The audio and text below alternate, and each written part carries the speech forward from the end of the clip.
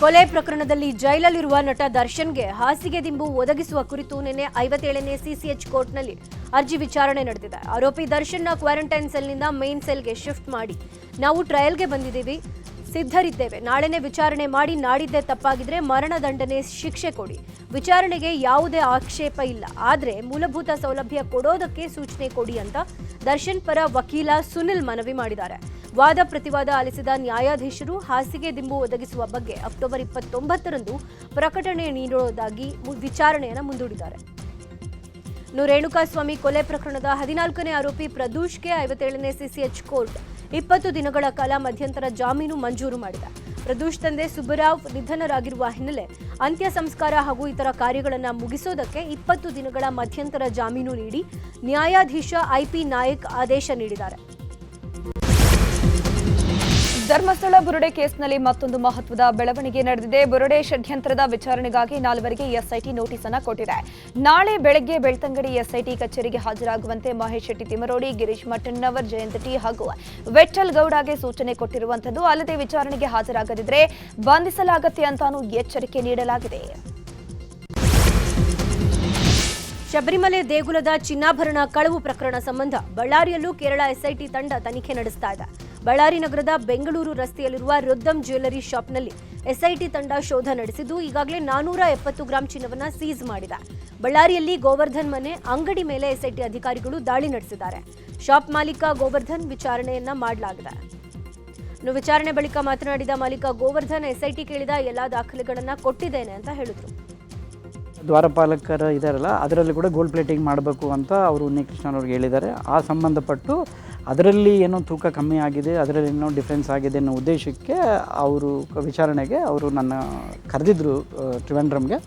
ಹೋದ ವಾರ ನಾನು ಟ್ರಿವೆಂಡ್ರಮ್ಗೆ ಹೋಗಿದ್ದೆ. ಟ್ರಿವೆಂಡ್ರಮ್ಗೆ ಹೋಗಿ ಎಸ್ಐಟಿ ಏನೇನು ಬೇಕೋ ದಾಖಲೆ ಪತ್ರಗಳೆಲ್ಲ ಫುಲ್ ಕೊಟ್ಟು ಬಂದಿದ್ದೀನಿ. ಅದೇ ಸಂಬಂಧವಾಗಿ ಬಳ್ಳಾರಿಗೆ ಕೂಡ ನಿನ್ನೆ ಬಂದಿದ್ದರು. ನಿನ್ನೆ ಬಂದು ನಮಗೆಲ್ಲ ವಿಚಾರಣೆ ಮಾಡಿ ದಾಖಲೆ ಪತ್ರಗಳು ಏನೇನು ಕೇಳಿದಕ್ಕೆಲ್ಲ ಕೊಟ್ಟು ಕಳಿಸಿದ್ದೀನಿ.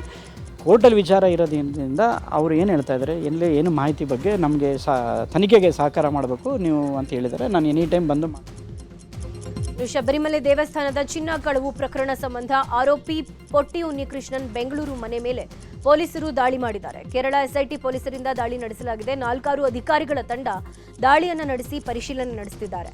ಈಗಾಗಲೇ ಕೇರಳದ ಪಟ್ಟಣತಿಟ್ಟಂನ ಮನೆಯಲ್ಲಿ 2 ಲಕ್ಷ ಕ್ಯಾಶ್ ಸೀಸ್ ಮಾಡಿದ್ದಾರೆ ಎಸ್ಐಟಿ ಅಧಿಕಾರಿಗಳು. ಇಂದು ಬೆಳಗಾವಿ ಜಿಲ್ಲೆಯ ಅಥಣಿ ತಾಲೂಕಿನ ಕೃಷ್ಣ ಸಹಕಾರಿ ಸಕ್ಕರೆ ಕಾರ್ಖಾನೆ ಚುನಾವಣೆ ನಡೆಯಲಿದೆ. ಒಟ್ಟು 13 ಆಡಳಿತ ಸ್ಥಾನಕ್ಕೆ ಎಲೆಕ್ಷನ್ ನಡೆಯಲಿದ್ದು ಎಂದೇ ಫಲಿತಾಂಶ ಹೊರಬೀಳಲಿದೆ. ಕಳೆದ 20 ವರ್ಷಗಳಿಂದ ಸವದಿ ಕುಟುಂಬದ ಸಕ್ಕರೆ ಕಾರ್ಖಾನೆ ಆಡಳಿತದಲ್ಲಿದೆ. ರಮೇಶ್ ಜಾರಕಿಹೊಳಿ ಬೆಂಬಲದೊಂದಿಗೆ ಮಹೇಶ್ ಕುಮಟಳ್ಳಿ ಮತ್ತು ಟೀಮ್ ಅಖಾಡಕ್ಕಿಳಿದಿರುವಂತದ್ದು. ಎಂದಿನ ಚುನಾವಣಾ ಅಖಾಡ ಜೋರಾಗೇ ಇದೆ. ಯಾರು ಗೆಲ್ತಾರೆ ಅನ್ನೋದೇ ಸಸ್ಪೆನ್ಸ್ ಆಗಿದೆ. ಉತ್ತರ ಕನ್ನಡ ಕೆಡಿಸಿಸಿ ಬ್ಯಾಂಕ್ ಚುನಾವಣೆ ನಡೆದಿದೆ. ಎಲೆಕ್ಷನ್ನಲ್ಲಿ ಯಲ್ಲಾಪುರ ಶಾಸಕ ಶಿವರಾಮ್ ಹೆಬ್ಬಾರ್ ಬಣ ಮೇಲುಗೈ ಸಾಧಿಸಿದೆ. ಸಚಿವ ಮಂಕಾಳ ವೈದ್ಯ ಮತ್ತು ಶಿವರಾಮ್ ಹೆಬ್ಬಾರ್ ನಡುವೆ ತೀವ್ರ ಪೈಪೋಟಿ ಏರ್ಪಟ್ಟಿತ್ತು. ಅಧ್ಯಕ್ಷ ಹುದ್ದೆಗೆ ನಡೆದ ಪೈಪೋಟಿಯಲ್ಲಿ ಮಂಕಾಳ ವೈದ್ಯ ವಿರುದ್ಧ ಹೆಬ್ಬಾರ್ ಗೆದ್ದು ಬೀಗಿದ್ದಾರೆ.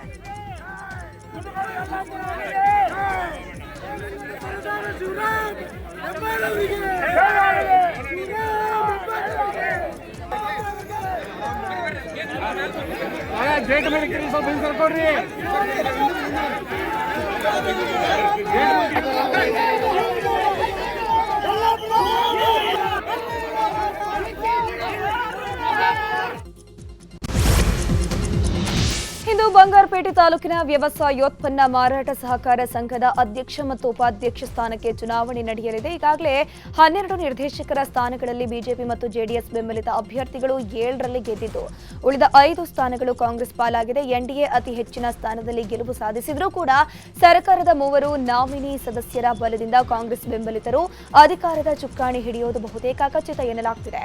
ಇಂದು ಬೆಳಗ್ಗೆ ನಾಮಪತ್ರ ಸಲ್ಲಿಕೆಯಾಗಲಿದೆ. ಯಾರು ನಿರ್ದೇಶಕರಾಗ್ತಾರೆ ಅನ್ನೋ ಕುತೂಹಲಕ್ಕೆ ಮಧ್ಯಾಹ್ನದ ವೇಳೆ ಕ್ಲೈಮ್ಯಾಕ್ಸ್ ಸಿಗಲಿದೆ. ಕಲಬುರಗಿ ಜಿಲ್ಲೆ ಆಳಂದ ಮತಗಳ್ಳತನ ಪ್ರಕರಣದ ತನಿಖೆಯನ್ನು ಎಸ್ಐಟಿ ಚುರುಕುಗೊಳಿಸಿದ್ದಾರೆ. ಈ ಹಿಂದೆ ಮಾಜಿ ಶಾಸಕ ಸುಭಾಷ್ ಗುತ್ತೇದಾರ್ ಮನೆ ಮೇಲೆ ದಾಳಿಯನ್ನ ಮಾಡಿ ಈ ವೇಳೆ ಕಾಗದ ಪತ್ರಗಳನ್ನು ಸುಡಲಾಗಿತ್ತು. ಸುಟ್ಟ ಕಾಗದ ಪತ್ರಗಳನ್ನು ಹಳ್ಳದಲ್ಲಿ ಟಂಟಂ ಚಾಲಕ ಹಾಗೂ ಮಾಲೀಕ ಎಸೆದಿದ್ರು. ಎಸ್ಕೇಪ್ ಆಗಿದ್ದ ಚಾಲಕ ವಿಶಾಲ್ ಮತ್ತು ಮಾಲೀಕ ಸಿದ್ದಾರೂಢನನ್ನ ವಶಕ್ಕೆ ಪಡೆದು ಎಸ್ಐಟಿ ವಿಚಾರಣೆ ನಡೆಸ್ತಾ ಇದೆ. ಕೋಲಾರ ಜಿಲ್ಲೆ ನರಸಾಪುರದಲ್ಲಿ ನಾಪತ್ತೆಯಾಗಿದ್ದ ಇಬ್ಬರು ಬಾಲಕಿಯರು ಪತ್ತೆಯಾಗಿದ್ದಾರೆ. ನರಸಾಪುರ ಕರ್ನಾಟಕ ಪಬ್ಲಿಕ್ ಶಾಲೆಯಲ್ಲಿ ಎಸ್ಎಸ್ಎಲ್ಸಿ ಓದ್ತಾ ಇದ್ದ ಶರಣ್ಯ ಮತ್ತು ದೇವಿ ಮೊನ್ನೆ ನಾಪತ್ತೆಯಾಗಿದ್ದರು. ಸಂಜೆ ವೇಳೆಗೆ ಬೆಂಗಳೂರಿನಲ್ಲಿ ಇಬ್ಬರು ವಿದ್ಯಾರ್ಥಿಗಳು ಪತ್ತೆಯಾಗಿದ್ದಾರೆ. ಕೋಲಾರದ ಮಾಲೂರಿನಲ್ಲಿ ಇವತ್ತು ಆರ್ಎಸ್ಎಸ್ನ ಪಥಸಂಚಲನ ಕಾರ್ಯಕ್ರಮ ನಡೆಯಲಿದೆ.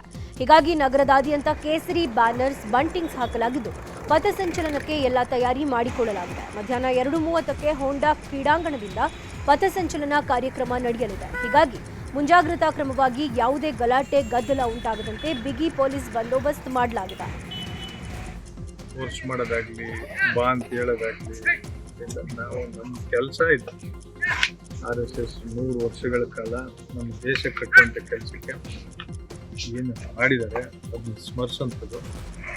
ಬರೋ ಪೀಳಿಗೆಗೆ ಇದೊಂದು ಅಡಿಪಾಯ. ನಾವೆಲ್ಲ ಒಟ್ಟಿಗಿರ್ಬೇಕು, ದೇಶ ಕಟ್ಟಬೇಕು. ದೇಶ ಮೊದಲು, ಆಮೇಲೆ ಜಾತಿ, ಆಮೇಲೆ ನಾವು, ಇವೆಲ್ಲ ಅನ್ನೋದನ್ನ RSS ಕಲಿಸ್ಕೊಟ್ಟಿದೆ. ನಿಸ್ವಾರ್ಥ ಸೇವೆ, ದೇಶಕ್ಕೋಸ್ಕರ ಬದುಕಬೇಕು, ದೇಶಕ್ಕೋಸ್ಕರ ಸಾಯಕ್ಕೂ ರೆಡಿಯಾಗಿರ್ಬೇಕು ಅನ್ನೋ ಸಂದೇಶನ ಬರೋ ಪೀಳಿಗೆಗೆ ನಾವೆಲ್ಲ ಕೊಡಬೇಕು. ಅದಕ್ಕಾಗಿ RSS ದೊಣ್ಣೆ ರಹಿತ ಆರ್ಎಸ್ಎಸ್ ಪಥ ಸಂಚಲನಕ್ಕೆ ನಿಯಮ ರಚನೆಗೆ ಸರ್ಕಾರ ಚಿಂತನೆ ವಿಚಾರದ ಬಗ್ಗೆ ಮಾತನಾಡಿರುವಂತಹ ಸಂಸದ ಬೊಮ್ಮಾಯಿ ಈ ಸರ್ಕಾರದ ವಿರುದ್ಧ ವಾಗ್ದಾಳಿ ನಡೆಸಿದ್ದಾರೆ. ಹಲವು ಕಡೆ ಆರ್ಎಸ್ಎಸ್ ಪಥ ಸಂಚಲನ ನಡೆದಿದೆ, ಎಲ್ಲಿಯೂ ಸಮಸ್ಯೆ ಆಗಿಲ್ಲ. ಸರ್ಕಾರ ಅನಗತ್ಯವಾಗಿ ಸಮಾಜದಲ್ಲಿ ಸಂಘದ ಬಗ್ಗೆ ತಪ್ಪು ಅಭಿಪ್ರಾಯವನ್ನು ಮೂಡಿಸೋಕೆ ಹೊರಟಿದೆ ಅಂತ ಕಿಡಿಕಾರಿದ್ರು.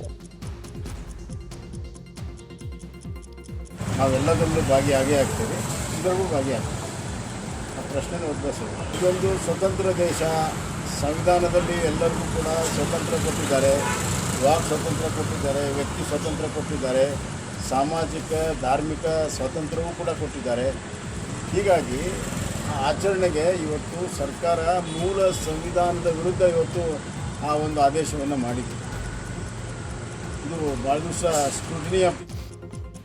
ಇನ್ನು ಆರ್ಎಸ್ಎಸ್ ಅಂಕುಶ ವಿಚಾರವಾಗಿ ಮಾತನಾಡಿದ ಎಚ್ಡಿ ಕುಮಾರಸ್ವಾಮಿ, ರಾಜ್ಯದಲ್ಲಿ ಹಲವು ಸಮಸ್ಯೆಗಳಿವೆ. ಈ ಸರ್ಕಾರ ಕಳೆದ ಕೆಲ ತಿಂಗಳಿನಿಂದ ಆರ್ಎಸ್ಎಸ್ ವಿಚಾರ ಹೇಳಿ ಡೈವರ್ಟ್ ಮಾಡೋ ಕೆಲಸವನ್ನ ಮಾಡ್ತಾ ಇದೆ. ಮಳೆಯಿಂದಾಗಿ ಅನೇಕ ಅನಾಹುತಗಳಾಗಿದೆ, ಬೆಂಗಳೂರಿನ ಗುಂಡಿಗಳನ್ನು ಮುಚ್ಚಬೇಕಿದೆ. ಇದೆಲ್ಲವನ್ನ ಬಿಟ್ಟು ಆರ್ಎಸ್ಎಸ್ ಬಗ್ಗೆ ಚರ್ಚೆ ಮಾಡ್ತಾ ಇದ್ದಾರೆ. ಇದರಿಂದ ಏನು ಉಪಯೋಗ ಅಂತ ಪ್ರಶ್ನೆಯನ್ನ ಮಾಡಿದ್ರು. ಈ ಸರ್ಕಾರ ಕಳೆದ 8 ದಿನಗಳಿಂದ RSSಗೆ ಸಂಬಂಧಪಟ್ಟಂತ ವಿಷಯದಲ್ಲಿ ಅನ್ನೆಸೆಸರಿಯಾಗಿ ಅದರ ಬಗ್ಗೆ ಇವತ್ತೇನು ಡೈವರ್ಟ್ ಮಾಡ್ಕೊಂಡು ಹೊರಟಿದ್ದಾರೆ. ಇವತ್ತು ಏನಾಗಿದೆ ರಾಜ್ಯದಲ್ಲಿ ಅಂತೇಳಿ ಡೈವರ್ಟ್ ಮಾಡ್ಕೊಂಡು ಹೊರಟಿದ್ದಾರೆ. ಇವತ್ತು ಇರ್ತಕ್ಕಂಥದ್ದು ರಾಜ್ಯದಲ್ಲಿ ಮಳೆಯ ಅನಾಹುತಗಳಿಂದ ಇಡೀ ರಾಜ್ಯ ಕಂಗಾಲಾಗಿದೆ. ನೀವು ಅದ್ರ ಬಗ್ಗೆ ಗಮನ ಹರಿಸಬೇಕು, ಅದನ್ನು ಸರಿಪಡಿಸ್ಕೊಳ್ಳಿ. RSS ಬಗ್ಗೆ ಈಗ ಚರ್ಚೆ ಮಾಡಿ ಏನು ಉಪಯೋಗ? ನಿಮಗೆ ಏನಿದೆ ಈಗ ಚರ್ಚೆ ಮಾಡೋಂಥದ್ದು? ಕಲಬುರಗಿಯ ಚಿತ್ತಾಪುರ ಕ್ಷೇತ್ರದಲ್ಲಿ ಆರ್ಎಸ್ಎಸ್ ಪಥ ಸಂಚಲನ ವಿಚಾರವಾಗಿ ಮಾತನಾಡಿದ ಎಂಎಲ್ಸಿ ಶಶೀಲ್ ಜಿ ನಮೋಶಿ ಸಚಿವ ಪ್ರಿಯಾಂಕ್ ಖರ್ಗೆ ವಿರುದ್ಧ ವಾಗ್ದಾಳಿ ನಡೆಸಿದ್ದಾರೆ. ಪ್ರಿಯಾಂಕ್ ಖರ್ಗೆ ಅವರು ಈ ವಿಚಾರದಲ್ಲಿ ರಾಜಕೀಯ ಮಾಡಬಾರದು, ಎಲ್ಲಾ ಸಂಘಟನೆಗಳಿಗೂ ಪಥ ಸಂಚಲನಕ್ಕೆ ಅನುಮತಿಯನ್ನ ಕೊಡಬೇಕು ಅಂತ ಹೇಳಿದ್ದಾರೆ. ಖರ್ಗೆ ಅವರಿಗೆ ನಾನು ವಿನಂತಿ ಮಾಡ್ತೀನಿ, ಸರ್ ಈ ಥರದ ವಿಷಯದಲ್ಲಿ ದಯವಿಟ್ಟು ರಾಜಕೀಯ ಬೇಡ.